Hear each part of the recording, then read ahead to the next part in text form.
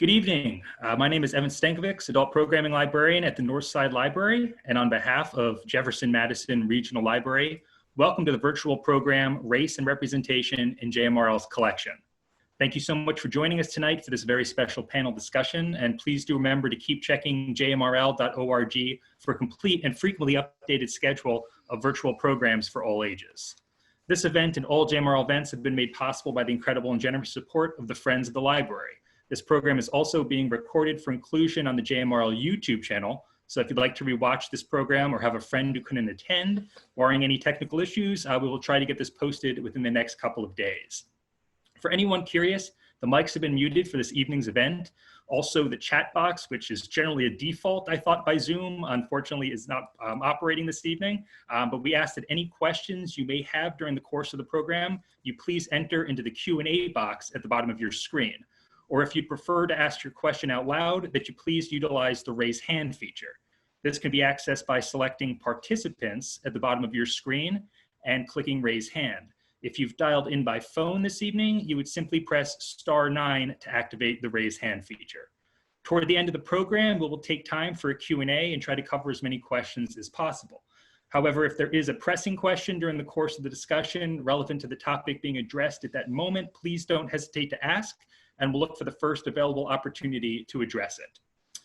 With that said, I'd like to offer a very special thank you to our moderator this evening, Siri Russell, who was paramount in making this important event happen, and also to our representatives from JMRL. And I'd like everybody to please introduce themselves individually, and then we can get started. And let's begin with our moderator for this evening, Siri Russell.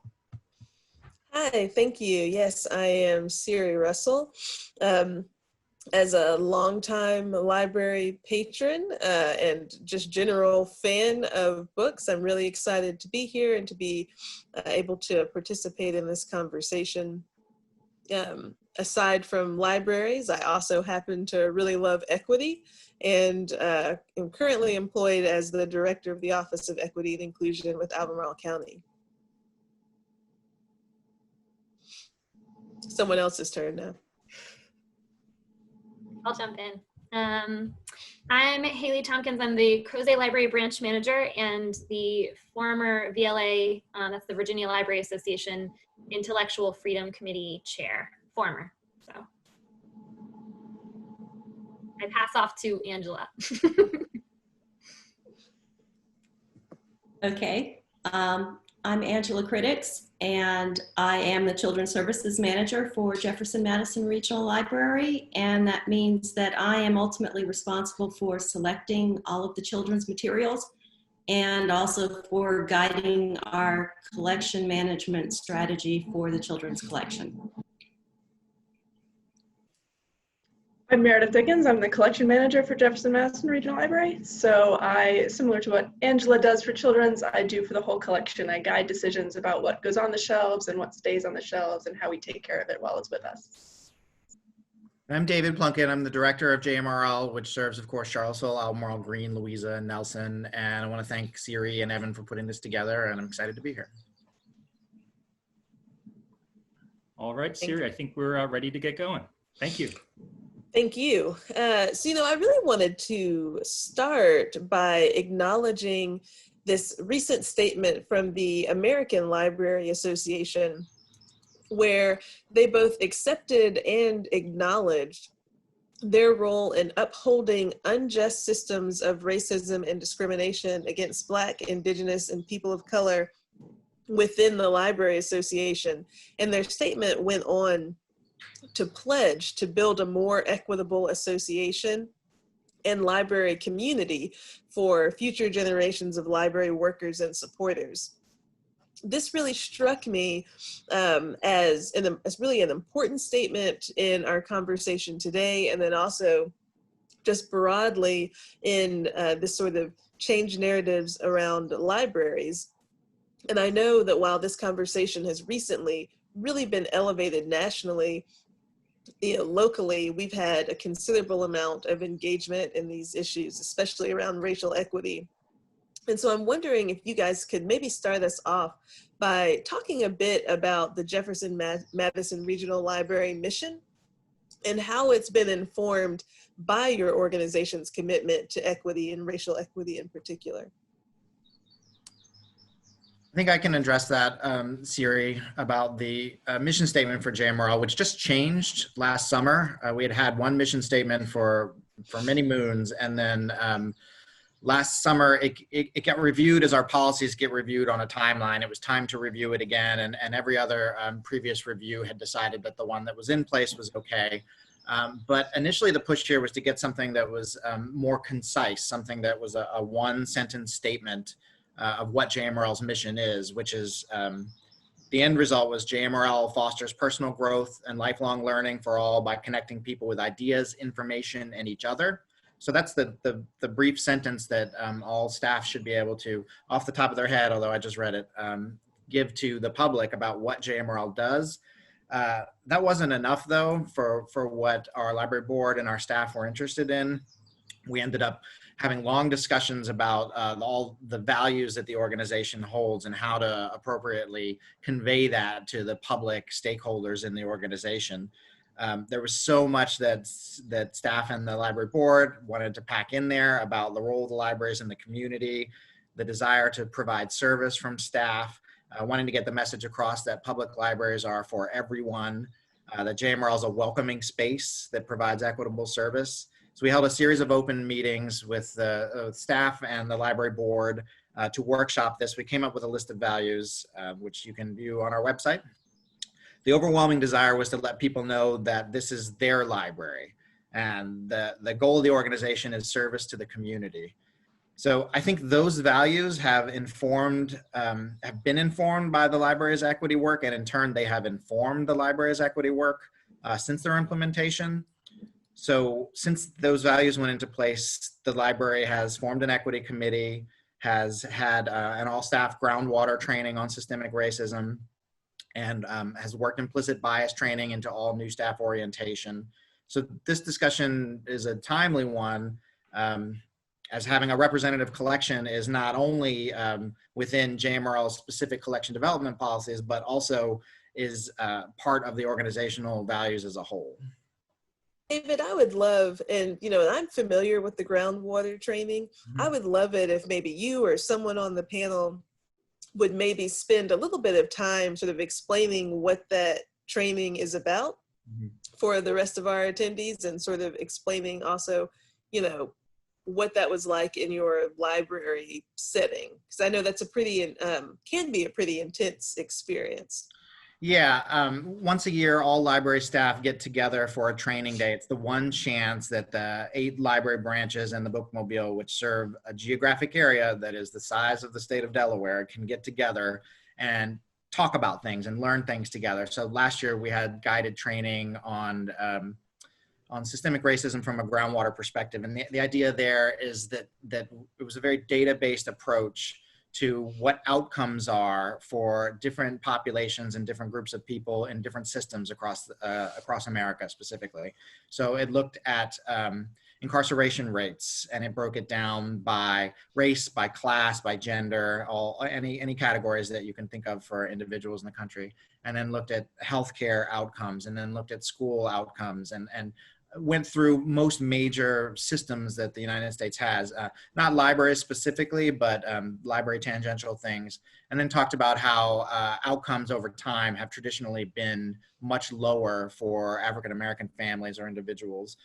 So it was really, I think, eye-opening for a lot of staff to just see number after number after number that really showed a disparity in equity in this country. And then that opened up a conversation for us about, well, where do libraries fit into that? And not only where have libraries participated in these systemic inequalities in the past, but also what we can do to help knit those together in the future.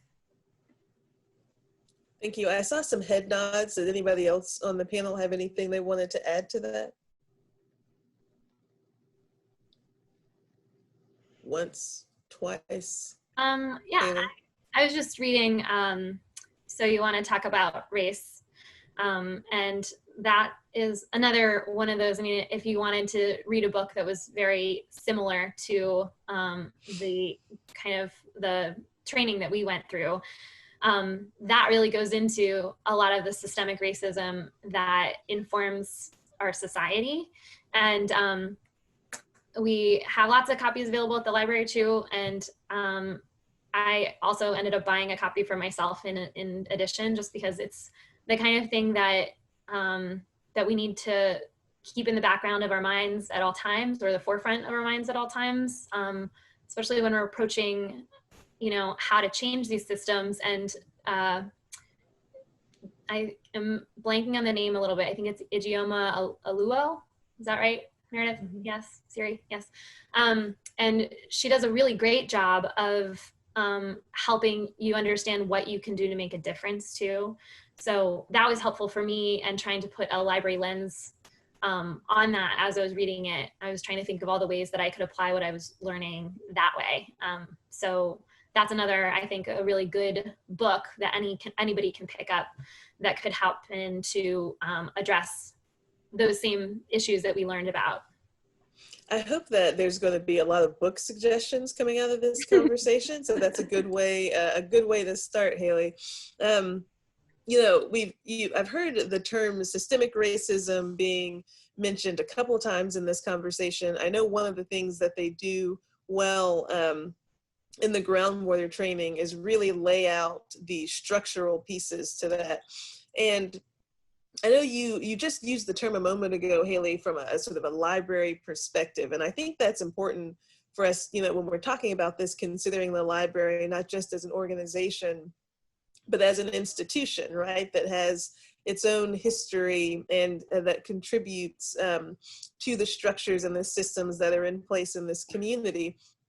And that sort of lays into my next question, which is in response to some of the values that are in your new document, and specifically the values talking about JMRL as being mindful of the culture and the history of this organization.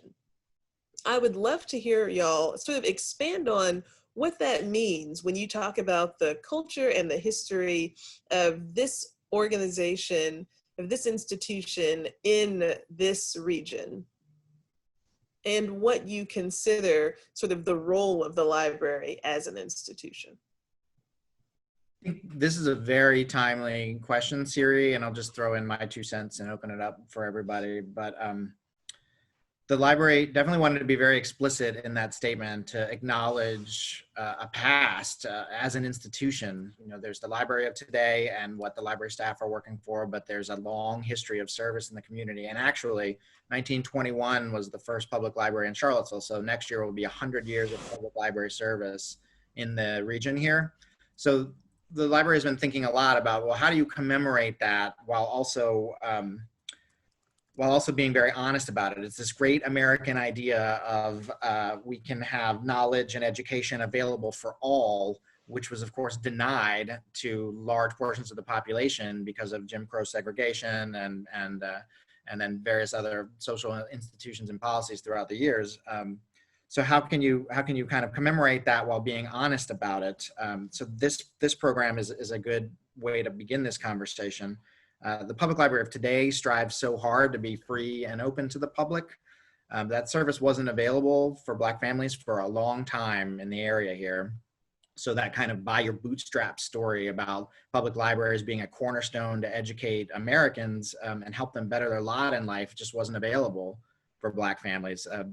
There was a segregated library branch at the Jefferson School that opened in 1934. So that's 13 years after the first public library opened in Charlottesville. It was known as the 4th Street branch, and it was closed in 1948. So just 14 years later, basically. If you look back through the meeting minutes of the library board, which are available online, they've all been scanned and people can look through what those decisions were at the time. It was about money. Basically, the library board didn't want to continue supporting a second branch and they weren't willing to put the money that was needed into it in order to keep it open and anything close to equal. So at that point, they shuttered the Jefferson School 4th Street Library and declared that the McIntyre Library downtown was integrated. So I'm not sure how realistic that was, though, in 1948 in downtown Charlottesville, what kind of atmosphere that would be for a Black family to walk into. It always seemed to me that it really wasn't until Gordon Avenue opened in 1966 that there was a truly free and open public library to the community, because it was very clear at that point that this is an integrated institution. So at any rate, JMRL, looking to commemorate that, is working with local filmmaker Lorenzo Dickerson to make a film about the history of library service in the area that we hope to premiere next summer. We had a question come in, and it was really timely just because we used the words commemorate a few times just now, and what you were saying as we're talking about the history. And the question, or more of a statement, is, you know, in the current environment, there's been discussion of not identifying the regional library with the Jefferson-Madison name. Is that a conversation that you guys have had at all, or is there anything that you guys can say sort of in response to where you guys are headed or considering on that topic? Sure. Yeah, the Staff Equity Committee has been talking about this for a while, and we have had some interest from the public, questions about, you know, how that decision was made, and you know, should the library reconsider that particular name or any other naming conventions there. So the library board and library staff are going to be putting together a working group this fall.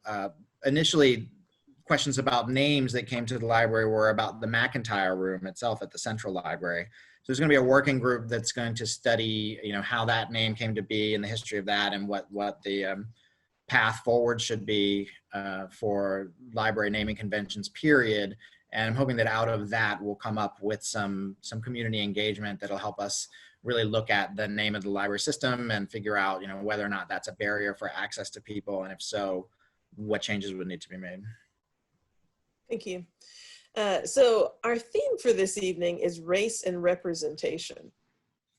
And so what I'd like to sort of invite you guys to say next, and I am going to put some folks on the spot and say someone other than David needs to answer this question, okay, is, you know, what does it mean, you know, to be representative, or even to engage in a conversation around race and representation within sort of an organizational context of a predominantly white-led institution? You know, what does representation mean for you? Why is it important? And how are you going to get it with your current makeup? I can address that from a collection standpoint. David's been speaking about the institution as a whole, as he should, as our director. But looking really at the collections, we are guided in our decision of what to put in the library collections by our policy, our material selection policy, which references the mission statement and also talks about what criteria we use to add material. And primary in that is the needs and interests of the community. So we really need to look at what our community is made up of and what they're interested in, and make sure we're providing information for all members of the community to meet all of those needs. And in terms of representation, we want to make sure that everyone who walks into the library sees materials that fits their needs, maybe mirrors them, allows them to see their voice in the collection and their story, but also allows them to learn about other voices and stories. So even when you are a white library patron, you need to be able to learn about people other than white people.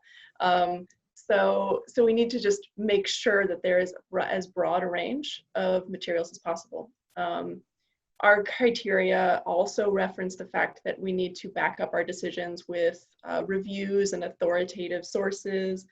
The things that are available from the publishing world are becoming more diverse, but we need to find more avenues of maybe independent presses or independent media reviews, rather than the bastions, the New York Times, who's working on trying to get more diverse reviews, but looking deeper to find the marginalized voices. And not only materials about various groups, but also by various groups. So when we use the term own voices materials, that's making sure that the authors are telling their own stories Anyone else can chime in too. I'll go ahead and chime in now. In children's collection development, there's a lot of talk about books as both mirrors and windows, and also looking at them as sliding glass doors. And so the idea of the book as a mirror is that child comes into the library and they see themselves. And I've seen that in person with a family come in, that they pull out this book and they're not expecting to see themselves. And the joy on that child's face when this reflects my life. It's huge. That needs to be there. But the window helps other patrons to see that other person's life. So it's my mirror, but for you, you get a view of me. And ideally, we move beyond that to sliding glass doors, where this is a way for them to begin to engage with people who are different than them. And it's hugely important, because if you are the child who is the default of all of the books, you grow up thinking you are everything. It is all about you, and that anything different is suspect. And so by allowing them to have access to and interact with different cultures, different perspectives, different ways of life, it helps them build empathy and acceptance. And so that's a huge part of the philosophy of how I go about selecting books. And Own Voices is huge. Looking at all of the different voices of blogs and writers banding together to promote the diverse books. And that's huge. I really follow a lot of those blogs and those lists and awards to make sure that I'm pulling in a broad range of types of books for everybody. Thank you, Angela. I was actually going to ask a follow-up to what you said, Meredith, when you talked about Own Voices and you talked about, having to get out there. I was going to ask, how are y'all doing that? Hopefully it's not just Angela. No, hopefully it's all of us. Well, one of the things that we've started in the last couple of years is our Local Voices collection, which allows us to kind of bypass that traditional publishing. It's really hard to break into that world and then get your book noticed by libraries and anybody who's buying books. So we established the Local Voices collection to highlight the voices of those in our community. So if you have self-published a book, if you put that work in, we will gladly have it on those library shelves for other people to see there and to read. And I wanted to loop back in, because we were talking about library traditional institutions and more locally. The things that we can think about as librarians is not just what we put on the shelves, but also how we get people to access them. It's very frustrating to me, especially, probably all of us, is I put the work in to build a collection. I want to make sure that I have a representation of a certain community and their stories, and people say, you don't have any books on X. And I'm like, we do have these books, but they can't find them. And so one of the things we also have to worry about is how we provide access, how we catalog and classify the information so that people can find it. We do have our staff to help guide people, but we also want people to be able to find it on their own. So the language we use in our catalog, the subject headings we use, libraries traditionally struggle with this. If we use the core set of Library of Congress subject headings, some of those are problematic. They are not the names people use to describe themselves, or they are terms with a lot of baggage. We need to look at that and continuously update our catalog to use the language that's more accessible. One of the things that we hope to do soon, and I hope I can talk about this, is that to add tags to our catalog so the community can add keywords and phrases to identify materials that's useful to them in the language that's useful to them. I'll also say to that the way that library branches themselves can help, when we're open to the public, is displays. And it's important to know that we should have representation in all of our displays the same way that we have in our collection. So we, in every display, not just, for Black History Month, not just for, Native American History Month, we should celebrate those in addition to always having something out there that represents the diversity that is in our community, the diversity that is in our country, on our shelves and on display in every part of the library. So, if a display is about feminism, it should also have, it should have a diverse voice, diverse voices represented in feminism, and not just, a bunch of white women. So, and the other thing I wanted to mention too is that in order to get representation and to reach the people that we want to reach, who might not be traditional library users because they have been excluded from that world in the past, we need to reach out to those communities. And that's a big part of our programming, is to reach out to groups of people who might not have the ability to get to the library as often, might have, working parents that can't get to our libraries during regular library hours. So like doing story times in schools, doing library story times in for Head Start, and informing parents on what library resources are available to those communities. We have a great program for our laundromat libraries that's also on hold right now because of COVID. But, those are small library collections that are in laundromats that people can access while they're waiting for their laundry to be done. We have, at our library, we have a monthly visit to the food pantry. So to reach those who, have a food scarcity and may not be able to have the resources to travel to our library all the time either. So there's a lot of other ways to also invite people in. And that's really, really important, because people need to see themselves as mirrors when they're in the library, but they also need to be there to do that and to see those beautiful things that we have for them.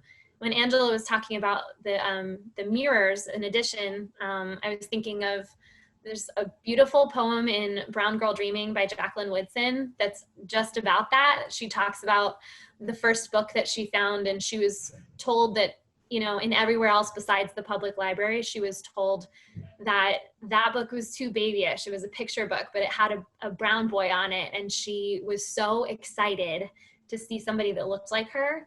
And it made such a big impact on her and her reading and writing life.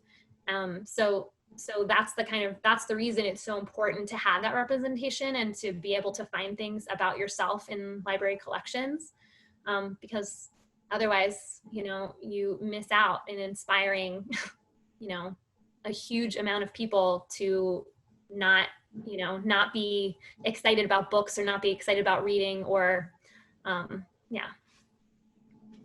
Hayley makes a really good point there, that there's a huge population out there that doesn't see the library as a place that has anything for them, and so they never come. And it's only by our partnering with community organizations that are already serving those populations that we can connect with them in a meaningful way that helps them see that, yes, we actually do want to provide services to you. And that's a huge part of what we need to be doing going forward. And Thank you. I would also like to put a plug in for if you don't see yourself in the library collection, there is a place for you to let us know that. There is a way to suggest our purchasing not only specific titles, but titles on topics, jmrl.org/suggest. We welcome that input. You rightly pointed out that this panel is all white, but we don't make the decisions. We welcome input from other people because we recognize that we are just ourselves. Siri, can I slide in here real quick with a question? Of course. On topic here. We received a question, will JMRL attempt to get more in-depth material on Black leaders who were considered troublemakers by the American government? Point in case, I'm of the opinion Minister Malcolm X, his work is often, so to speak, swept under the rug. If his work does surface, it is quick to be labeled as hate and violence. I beg to differ. I think if people understand to read and read to understand for themselves, they would draw a different light of Malcolm X than the American government would have you to believe. And can I just say, I know this question was anonymous, but to whoever posed it, thank you. I think it's a good question, and I would agree. generally with your premise. And if I can find a way to share my favorite Malcolm X quote during this conversation, I'm going to do it. So stay tuned. Is there a response to that? Hayley, could you talk a little bit about your discussion series that you had around a movie about Malcolm X as another way to expand the library's offerings outside of maybe traditional print? It wasn't on Malcolm X. We did a series, I think it was back in 2015, and it was a grant-funded series that allowed us to show 4 documentaries that were on different issues of about civil rights. So actually the first one was about abolitionism, and the second one was about slavery by another name. It was it was about the prison system in the Jim Crow South, and forced labor in Jim Crow South. And then it went all the way up through freedom riders. And we also, we partnered with, L.D. Perry was our moderator for that. And together we hosted a lot of panelists that had discussions afterwards, which were great. A lot of them were UVA professors that were really knowledgeable on different aspects that we invited them for. And that was really, really powerful. We had, I think, 75 people for the largest one. And we've done other things since then. I'm trying to think, Evan and I actually both had a program that we had at Crozet and then at Northside. And we did that with Beloved Seville. Evan, do you remember the name of that movie that we showed? I'm Not Racist, Am I? Yes. And that was really good because that showed from a lot, I think it was mostly just teens. It was teens talking about racism. And that was a really powerful conversation too. Again, I think we'd had standing room only at the point, and that was in Crozet, which is a very, very predominantly white community. And it was just, it's a really good thing to have programs as well that represent our values and to represent, the kinds of issues that are so prevalent in our community right now. And so the programming piece is a really big part of it too. Like Sarah mentions, that we have to have programs that involve people and invite people to talk about issues about race, and invite people to talk about and see themselves in programs too. So I know Angela has had a bilingual story time, correct? Yes. And yeah, so there's a lot of other programming components that come into that too. And I think that this question sort of encapsulates some of the things that you've been discussing when we talk about, how much material do you have, right, on Black leaders, be they civil rights leaders or whoever. There may be more even than what our commenter knows, and that could be connected to some of the things that you talked about before, about the visibility of some of those materials or the tagging of some of those materials. And then when you talk about the programs, I think that also relates to what Angela was talking about, and what I think what each of you were talking about being able to actually connect in the community with the folks who may be looking for some of those materials and looking for that kind of programming within your organization, within the system, and not knowing that it's there. So that actually sort of, I think, leads well into our next question, which was, you guys have even mentioned this, JMRL's commitment to amplifying really a full spectrum of voices. And while we've talked a bit about your equity committee and about some of the work that you guys are doing, I'd be really interested in hearing how you're actually applying an equity lens to the collection itself, to what's on the shelves right now. I think this is a good time for Angela to talk about the diversity audit. I think so that too. Was directed in my direction. So one good way to get a snapshot of what's on our shelves right now is what's called a diversity audit. And it involves taking a section of the collection and going through book by book by book and evaluating what is the diversity represented there. And about a year and a half ago, I did that with a small section of our children's chapter books. And by small, I mean I got books whose authors' last names began with A and B. And it's such a time-intensive thing that looking at every single one of those books, it was almost 600 books. But it let me see what years and years of buying within the very white publishing system had left on our shelves, in spite of the fact that I'd been trying to purchase diversely for a couple of years.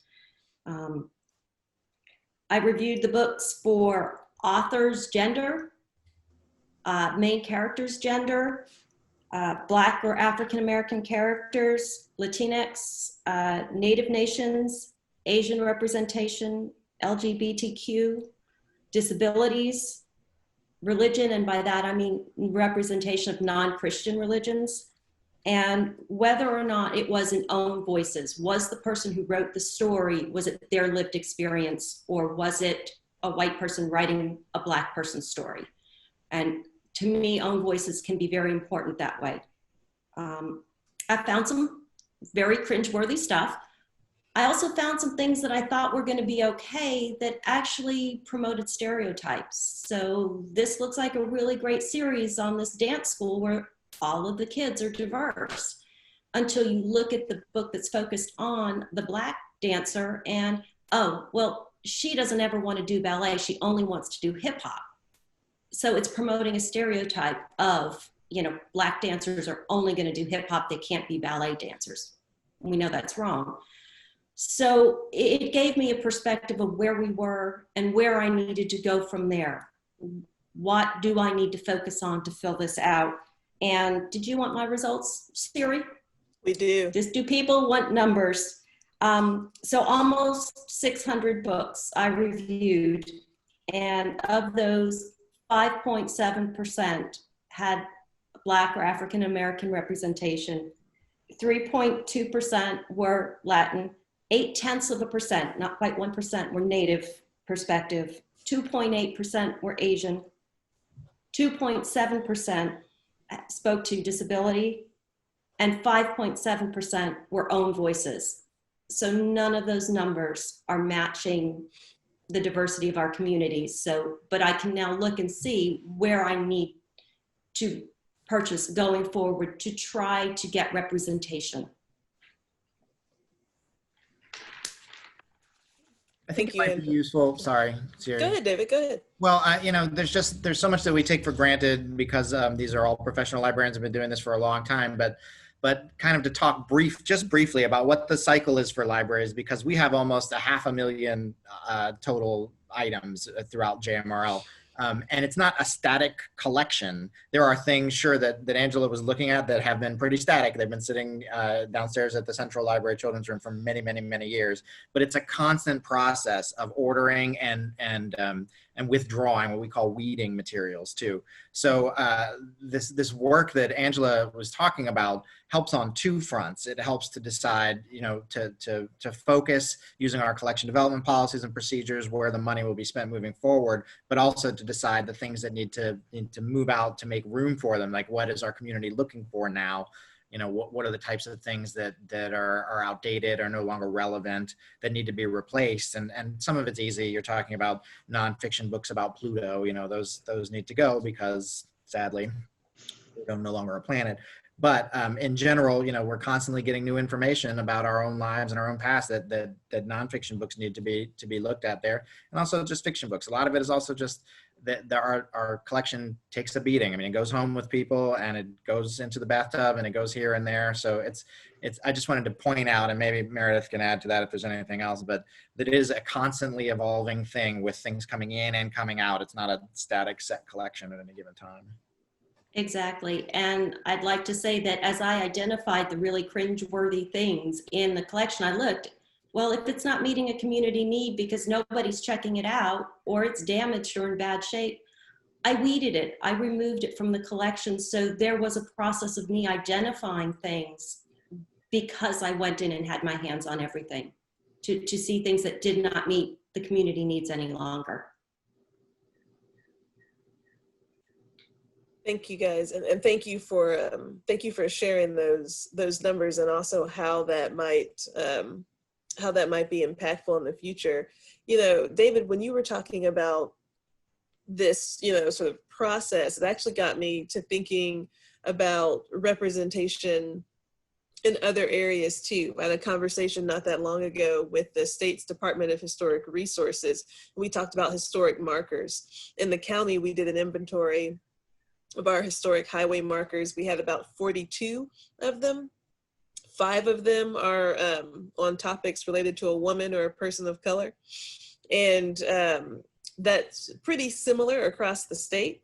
When talking to the folks at DHR, they told me in the first 50 years of the historic marker program, there were only 5 markers that were put forward that were related to a person of color, and hundreds of markers went up. And so when you think about sort of the transition and the expansion of these narratives and that turnover over time, it really does sort of give you a sense of time, right? Which sort of leads me then to a question for you guys, you know, to the when question, right? When can the community, like, what should they be expecting to see right now? And when should they be expecting to see transformation, or some of the things that you've talked about wanting to see happen, both in the collection and in sort of representation and programs? Well, I didn't come up with this, but I think this is not a sprint, it's a marathon, right? And we've already been talking about the things that we're starting to do. And those changes, some of them we can enact immediately, some of them we need to work through our institution to make sure they get changed. And hopefully it's ongoing and through little increments, and sometimes big leaps when we can make it. I don't know if anybody has anything more concrete. Yeah, actually, I wanted to talk to that in a couple of ways. Number one, you should be coming into our branches now and seeing that our displays just show diversity, because we have said this is what we will do. We will do this now. So we will highlight diverse titles year round. They will be in our book lists. And while you can't come in, sorry, Angela, when you can't come I'm sorry. We still do have book lists and carousels on our e-library, and we are highlighting virtual displays even while our buildings are closed. Please continue. Yes, but you should be seeing that these things are already in place. You know, at least at Central, we've got a mandate that when you do story time, at least one of your books that you use will be a diverse book that you will introduce to the families that come. We want diverse books used in our book groups for kids. So we are making efforts. We're not always going to get it right. We're going to make mistakes, but we are actively trying to do that now. The sad fact is that if I wanted to buy books that represented percentage-wise our population, our community, there aren't enough published for me to do that. And until that changes, there's a limit to how much I can change the collection, much as I want to try. And it makes me think of something that a year ago when I went to the American Library Association conference, I had the privilege of speaking with Dr. Emily Knox, who is a woman of color and is a First Amendment scholar. And we were talking about racism in children's books in particular. And she said to me, "You're not going to get balance. It's not possible to get balance right now. Strive for representation." And I try to keep those words, you know, very close to my heart as I'm trying to make decisions on what I purchase. And please, if you see I'm missing representation somewhere, tell me, because that is my goal. I think too, it's important to know that we, the library world and the staff in libraries across the country are also very predominantly white. And it's also really important for us to recognize our own biases in that, and we have to try every time to like make sure that we are representing voices that are not necessarily our own, if we are, you know, white librarians in a white library field. And it's important for us to acknowledge our very real like issues in the library world to be able to address them in the first place. And so we started an equity committee, which I think is a good first step in the right direction to learning more how to navigate some of these problems and how to address them. And again, it is a marathon, not a sprint, but we, you know, are at least starting there so we can know what to start addressing in the first place. And I think training is also a big part of that, because if we don't inform our staff about what needs to change, then we have to get buy-in from everybody to be able to put things on display, to know what the collection, what's in our collection, to be able to promote it to people, and to be diverse in being able to do that. So I think first it's acknowledging what our problems are, and then learning how to get over the, you know, to get past those problems, or to at least start working on those problems as soon as we can. So I don't know if there's a really good answer to the when, but we're starting right now. And this is a really good panel. I think this suggestion that you had to have this discussion in the first place is a really good starting point. Thank you. Thank Siri, you. Oh, you were probably about to say the same thing I was going to say, Evan, but you go ahead and say it. The question? Uh-huh. Okay. So what are some ways you're trying to understand your biases? Well, partially through books, through reading, and partially through training, like the, I believe it was the Racial Equity Institute that did our groundwater training, through incorporating regular diversity training. Again, we just started a training committee. We didn't have one of those until just this past fall. And so getting that and working with the equity committee on how to train people to recognize our biases is going to be really important. So yeah, go ahead, David. Well, I was just going to, you know, in a larger sense, Hayley was talking a little bit about the overall profession nationally, you know, and we've mentioned a couple times the racial makeup of this panel, and the fact that a lot of it comes down to hiring too, moving forward. It's a goal in the library strategic plan to hire a diverse management staff, but you know, it's within my career at JMRL that the first African-American branch manager was hired. So I'm old, but I'm not that old. So there's a lot of work that needs to be done. And I think JMRL has laid the groundwork for that. My predecessor worked with the NAACP to come up with a scholarship for local students of color. So either high school or college students, to help them pay for schooling, with the intent that they would work some at the library. So it's like a scholarship / work study program. It's been highly successful, and it's going to take years to see the dividends of that, where we can start to hire back our homegrown talent. We also have a staff scholarship for non-professional staff to go to library school. In terms of diversity in the field, for the longest time, it was, oh, well, our management level predominantly have master's in library science degrees.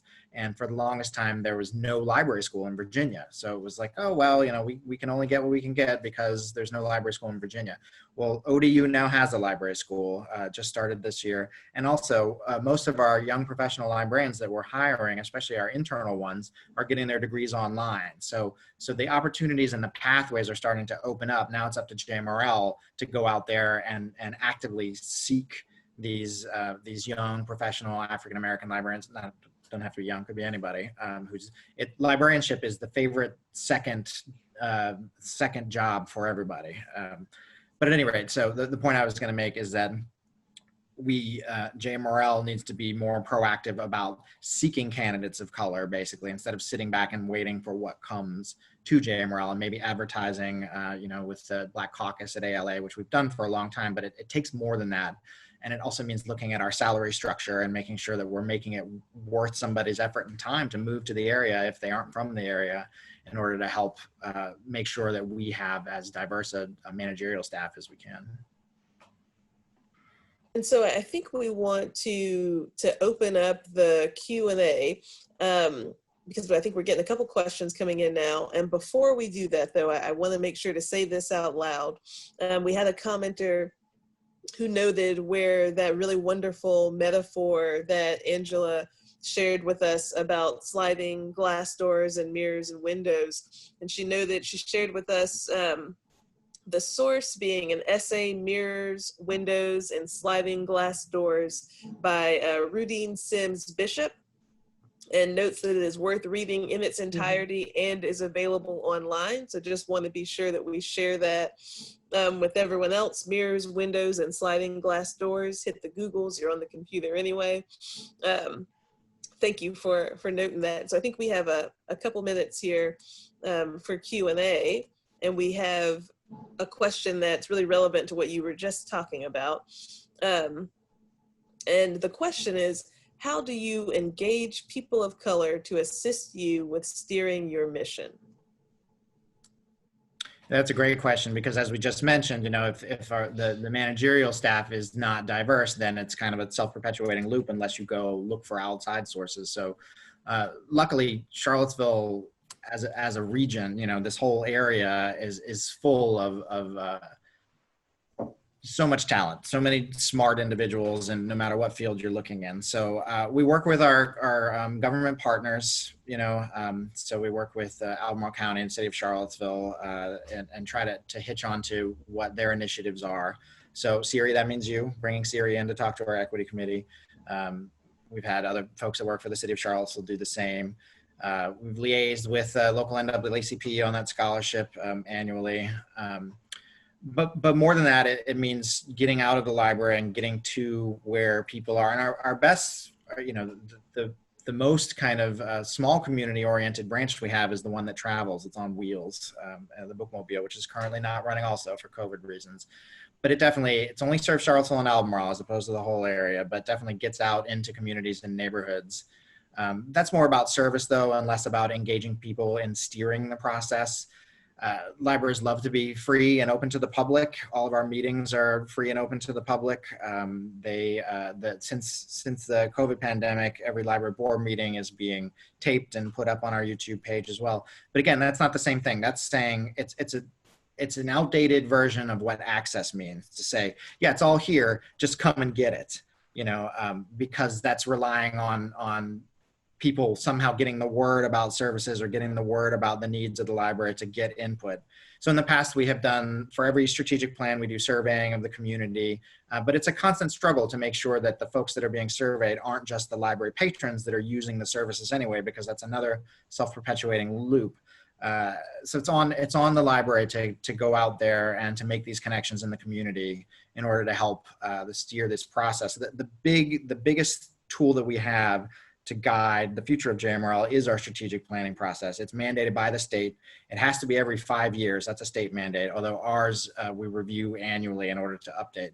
So the next time this comes up for review is not for 4 years, but the annual updates on it happen every spring.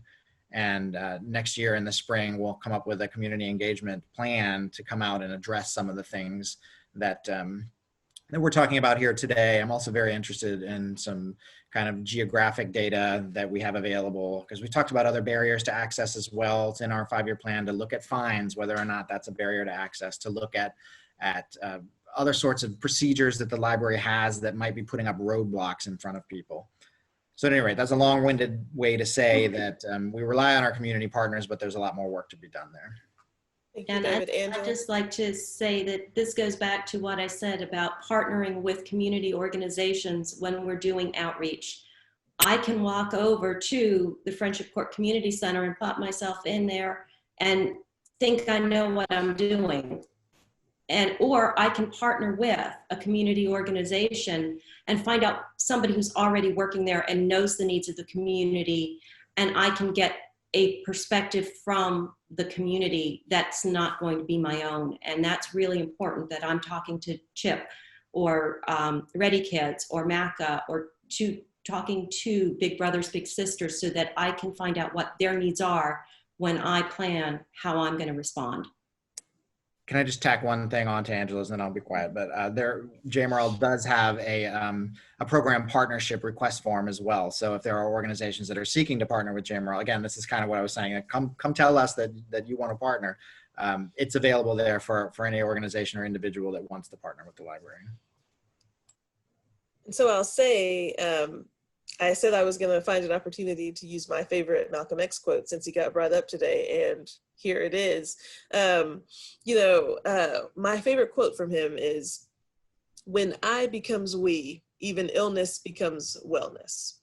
And it feels like that's a bit of what we're talking about here when we're talking about community, talking about the sort of transformation of your institution and growing more collaborative, right, in spirit, really bringing that we part into your work. I for one have been really heartened to hear some of the things that you're already doing, but I'm also really excited to see the things that you hope to be bringing in the future. And obviously you can count on me to help partner in trying to get that to happen. Are there more questions? If folks have a question, now is the time, right? The Q&A hotline is hot. Yep, type the questions in at the bottom, the Q&A box, or if you want to ask your question aloud, just click participants at the bottom of your screen and then click the raise hand button. And if you've called in tonight, you can press *9 to activate the raise hand. Thank you, Evan. You have the perfect moderator voice. Thank you.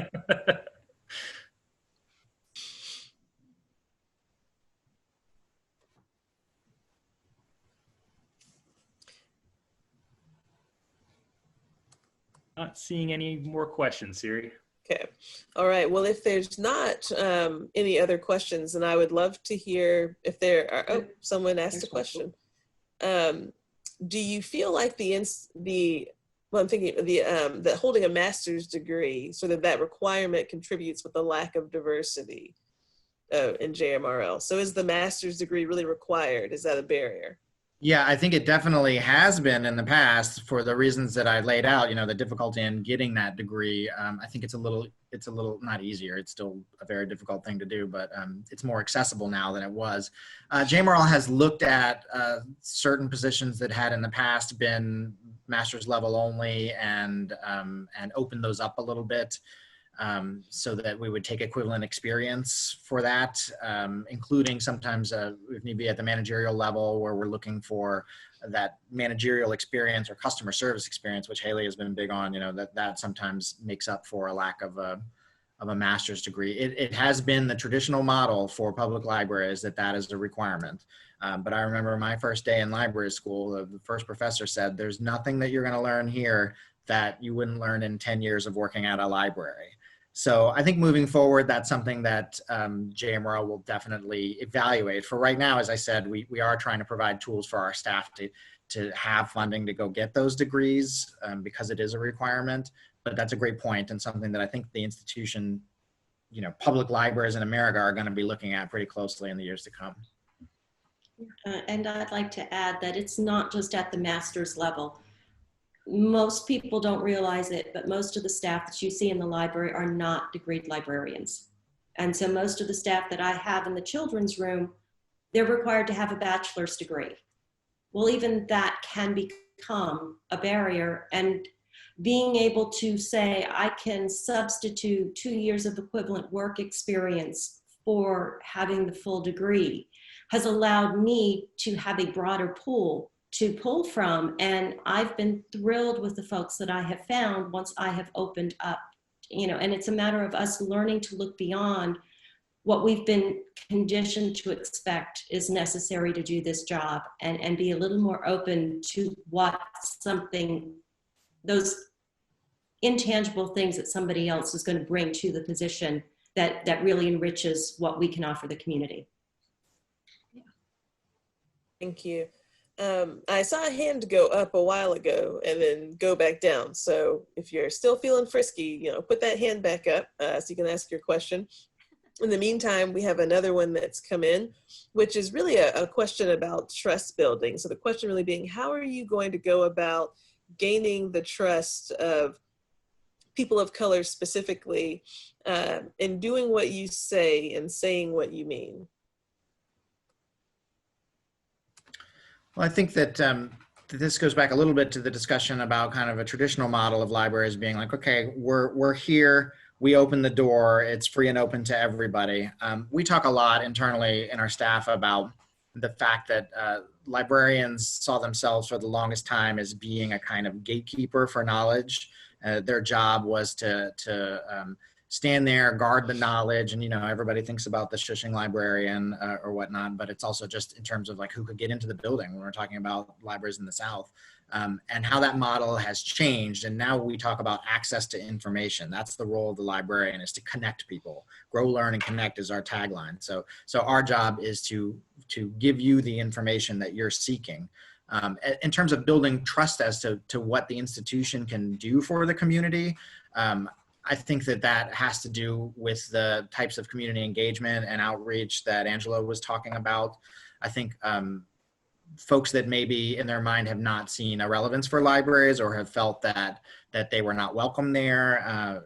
We've got generations of families, as we talked about earlier, that the generational knowledge about libraries was that it was not available if you're Black. I read something about John Lewis gave a speech about how he went to a public library when he was a young man with his family and siblings or cousins, and was turned away and told, you're Black, you can't come in here. And he never set foot in the library again until he received an award from the ALA for writing March, the graphic novel. And that type of story passes on from family to family to family to say, oh, that place is not for you. So it's one thing for the library to be like, well, it is for you. Come on in. Now everything's different. But actually building that trust that question is more about the library going outside, making those connections, bringing what we have to offer to show to the community, and then say, come on in and we'll show you the rest. Thank you. We have, Peter, I see you put your hand back up. I'm going to unmute Peter right now.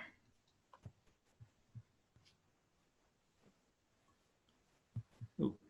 Might have to unmute yourself. Can you hear me now? Yes. Yes. I'm curious about budgets. We have several jurisdictions that have in the past been reluctant to support the library. And is there any movement toward better support of the library to improve the diversity, to meet some of the goals that we have talked about or that you have talked about here tonight? And I'm hoping that that's true. And I'd love to hear what kind of interactions you're having with our local jurisdictions. I think that's probably for me to answer. JMRL is a partner with 5 jurisdictions: Charlottesville, Albemarle, Greene, Louisa, and Nelson. All of them strongly support public libraries in their region, recognize the value that it has for their community, and support the work that JMRL does. JMRL exists because in the 70s, the state of Virginia incentivized regional libraries, basically said, you get together, you share costs, so there only has to be one director and one Meredith and one Angela and one Hayley, and we will give you money annually in order to buy books and materials, state aid for public libraries. So Peter, our local jurisdictions are extremely supportive. They have many of their own initiatives that kind of mirror what JMRL is interested in doing moving forward in their own staff and the way that they approach their work. Funding is going to be difficult for the next little while because of the pandemic. Certainly JMRL had approved a budget for this fiscal year last year that took a hit after the pandemic because local jurisdictions just didn't have the money that they did before. So it's going to be tight for the next few years. In terms of the representation in the collection, which is what we're talking about today, the state aid has not been fully funded since 2001. JMRL receives the second most amount of state aid in the state because of the size of the state of Delaware. but it's about 60% of what we should have. So when Meredith and Angela are talking about making decisions about purchasing, I mean, for every dollar that's spent on a book, that's a dollar that can't go to another book. So that would really help to diversify our collection if we had the full range of resources that were available at the state level. State, of course, also facing some budget issues moving forward. But I would hope that if there's advocacy to be done for funding, that's a great way to focus your attention, to talk to your state legislators and say, you know, public libraries throughout the state are doing all these things for your communities. They're filling in gaps that our legislators might not be aware of, and they need help when it comes to funding, especially for collections. Are there other ways, David, that folks can also support the library and the very real sort of economic issues that, you know, surround your ability to do things? Absolutely. Well, join the Friends of the Library. Most of you might be aware that the Friends of the Library organization supports all library programming, basically. Annually pays for every program that you see at the library to the tune of tens of thousands, if not $100,000 each year. That comes from their annual book sales. They have two, one in the spring, one in the fall. Because of the pandemic, they had to cancel the spring one right when they were about to start, and there's worry about the fall one as well. So membership is important there. It's very reasonable. I think it's still $10 to join the Friends of the Library, and those funds go to support the library. There's also on our website, there are wish lists for books. There are ways that you can purchase books directly. I know it's been problematic to try and get a lot of books about race and racial equity in the last few months because publishers, there haven't been enough. You know, you can't buy them. So anytime folks buy one of those books for us or a book that's in high demand of any sort, it's a little bit less that the library has to try to spend to keep up with demand.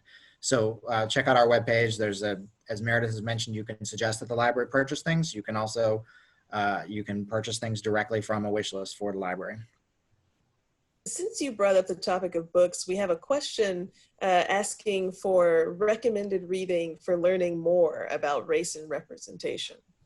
Hayley? I saw that come in too, and I just wanted to, we could spitball some titles here, but I also wanted to send you to the JMRL blog because our reference staff has done a really, really good job of creating lists that are available that are books that are available in our collection.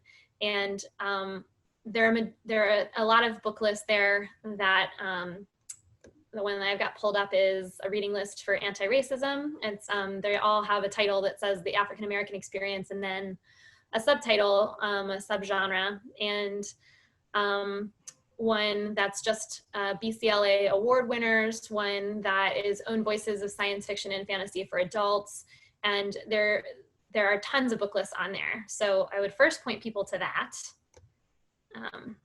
And then I will make another plug for Idioma Oluo's So You Want to Talk About Race, which is the one I mentioned earlier, and How to Be an Anti-Racist by Ibram X. Kendi, as well as I couldn't get my hands on Stamped from the Beginning, which he also wrote because there was too long of a hold list for it, but I happened across Stamped, which is the young adult reader version of that. That's actually, I listened to the audiobook of it. It was read by Jason Reynolds, who is phenomenal as a reader and as an author. And he has his own twist on that book. So he makes it very accessible for young readers. And that was a really phenomenal read too. So those are a couple of recommendations from me. Does anyone else have a recommendation? We'll move to the next question.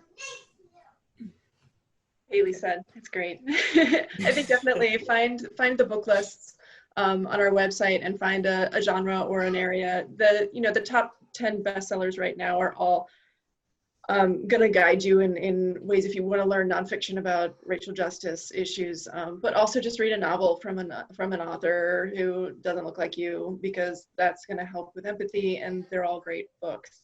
So just read more. Yes, And we can help you come up with a personalized recommendation if you use our What Do I Read Next selection. Like Meredith said, if you say, hey, I'd really like to know what the American experience for people who are born in India looks like, let us know that, and we'll send you 3 novels within a couple days and with links to them in our catalog. Yeah, thank you, Sarah. Thank you. Will you repeat what that's called again, Sarah? Because I might need to look that up myself. Oh no, it's called it's called What Do I Read Next? And if you're on our webpage, jmrl.org, it's about halfway down on the right-hand side. All right. I'll see you soon. So we have another question here asking, are there activities and programs that support the city or county schools now that we're in a virtual environment? That's a great question. And it also brings up equity issues in our communities when you talk about what's available for families that aren't going to have school, at least for the first 9 weeks. So the Jefferson-Madison Regional Library buildings are still closed. The library board voted last week to extend curbside hours. We're going to be making an announcement tomorrow about starting next week, adding Monday evening and extending curbside hours at all locations.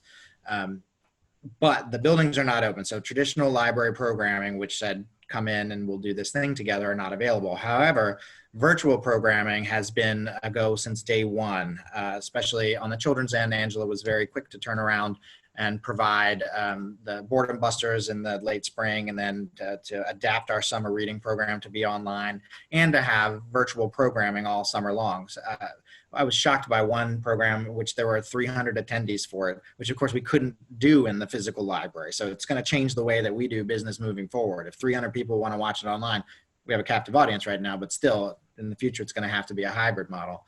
But at any rate, so the other thing that the library was able to do very quickly when shutdown happened in March was to turn on the ability to get a library card remotely, virtually, so you can get one from the library's webpage. If you don't already have a card, if you're watching this and don't have a library card, that gives you immediate access not only to all of our online resources, our books, downloadable content, magazines, things like that, but also to the databases that JMRL provides or the state library provides in order to help the educational process too. When you're at home, you're looking for verifiable information. All that's available with your library card. If you don't have one, and of course you can't come in and get one, you can fill out one of these forms.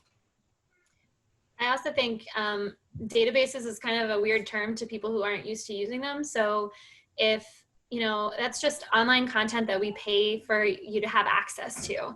And that means that, you know, you can, instead of doing a Google search and finding, you know, 3 million hits on, you know, something on racism, then you could do a database search of the exact same thing, but it would be like, you know, vetted sources that you could trust as opposed to anything that the internet has to offer.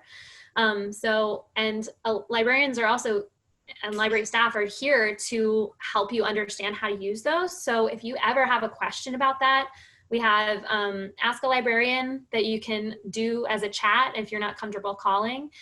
You can also text a librarian. That's also available from our website. And you can call any of your home branches that you're interested in calling, and the reference department, that is what they do best. Like, they are there to help connect you with information. So if you are, you know, a student, or if you're a parent of a student that you are struggling with finding information or learning how to delve into a subject that you're not comfortable with, we have that. And we also have homework help on our website. That's always been there, but I think it is more important than ever that people know about it. And again, there's a lot of stuff on our website. It's a very big website. It's not always the easiest to navigate because it's been around for a long time, and we are working on getting that updated as well. But your best resource is a person. So if you need help with any of our resources, we are more than happy to help you with that. And I'd like to put a plug for services that Children's is in the process of developing. We currently do what we call a teacher pack, where we will pull books for teachers. We will do that for homeschoolers if you're teaching your kid at home. But we're also working up a list kind of on the model of What Do I Read Next? But if you need curated books, you can ask us, and we will have that form online in the next couple weeks at the latest, where you can tell us what you need, and we will pull together a list for you to look at so that you can just put holds on what you need right away. And so we're trying to find ways to be able to connect to help give you that personalized service, even if we can't do it face-to-face. We're getting a lot of questions like that, and just answering them on a very, like, you know, off the cuff kind of situation too. Like a woman called and she has 3 sons, 10, 12, and 13, and she doesn't know what to get for them to read. And it's easier when you can browse, but she can't browse right now. And our catalog isn't really set up to browse the way that you can on the shelves. So, you know, she tells us things that they've liked. It works very much in the same way that What Do I Read Next does, but we'll just put them on hold for you and try to pull stuff that's specifically in our branch so you can get it sooner than it would if you had to get something from another branch. So that's something we'll do on a local basis too. I also wanted to address that because the digital divide is still a very real thing. We do offer Wi-Fi hotspots that you can still check out. So if you have connection issues, which I'm assuming that's probably not most of the people on this digital call right now, but those do exist for people who maybe don't have a steady internet connection at home, that we circulate Wi-Fi hotspots. And we also have Wi-Fi that reaches, we've put in access points, sorry, that's my kid, access points that reach further out into the into the parking lot. I'm gonna mute myself and let somebody else. You're fine, Hayley, you're fine. Haley's We've right. increased our wireless signal around our building so you can come near the building and use Wi-Fi, I think is what Hayley was saying. Excellent, okay. Well, I don't see any other hands or questions, so I think we can, someone did put in another comment. It's not really a question. Oh, there's another question. Can the Bookmobile be used as a hotspot around the city to provide service to underserved neighborhoods or communities? The Bookmobile, as it's designed, is actually it's a sprinter van that people can walk on. So it's got shelves on the inside, and it's designed for people to come in and have that browsing experience that Hayley just mentioned. But because of that design, it's not possible to socially distance within it at all. So currently, what the Bookmobile is doing is providing service to some of the live-in facilities that previously the Bookmobile went to. But now it's just a contactless drop-off situation. So if there's a nursing home or an assisted living facility that was a Bookmobile stop, now their patrons are requesting books. The Bookmobile staff are pulling them, bringing them up, dropping them off, and then taking their returns back. So that's been the main use so far. If there are needs for the Bookmobile to be out and broadcast Wi-Fi, then that's certainly something that the library would be interested in helping with. Thank you. So we had one other thought in here, and there was just a statement, I think maybe prompted by your mentioning John Lewis a little bit earlier, saying good trouble, necessary trouble, which maybe could also be part of the theme of the night. Oh, I can't resist that. I'll put in a plug for one of my favorite books I've read recently, which is called A Good Kind of Trouble. And I cannot remember the author's name, but it's a young girl in middle school who wears an armband to school to support Black Lives Matter and the difficulty she encounters in school. And it really was a great read. So A Good Kind of Trouble. Thank you, Angela. Looks like it's Lisa Moore Rainey. Does that sound right? That sounds right. As a true librarian, I saw Hayley look that up as soon as it came up. She's like, oh, I'm going to look that up. I will provide your answer. Excellent. Well, thank you guys again. Thank you to everyone who attended tonight for, I thought, some really great, really thoughtful questions. Thank you to the JMRL panelists for providing some really thoughtful answers. It seems like there's a lot of work to do, but we're in it together, right? That's right. Yeah. Thank you, Siri. Thank you, Siri. Absolutely. Thank you, Siri. Yes, thank you, Siri. Thank you, guys. And thank you to our panelists also, and everyone. I will send off a video recording, a link to the YouTube video when that does get posted. I know some people were inquiring about that when they registered. So hopefully within the next day or two, I can send out the email link. All right. So I think, just some comments in here.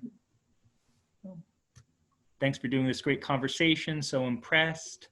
Another thank you. Thank you everybody for attending too. Thank you. Any more questions or comments? I think that might be it. Awesome. All right. Well, thank you all very much.